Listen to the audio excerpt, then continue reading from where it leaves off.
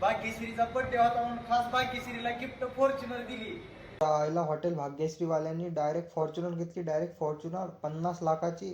अरे इकडं किती पण अभ्यास केला, किती पण अभ्यास करून आपली घासली तरी लोक बाईक सुद्धा, टू व्हीलर सुद्धा EMI वर घ्यावं लागते. किती लाखाचं पॅकेज असू दे, तिकडे फोर व्हीलर घ्यायला विचार करावा लागते, साधी 8-10 लाखाची. आणि हा हॉटेल भाग्यश्रीवाला याचं महिन्यातून 40 दिवस हॉटेल बंद असते, तरी यांनी डायरेक्ट 50 लाखाची फॉर्च्युनर घेतली, 50 लाखाची.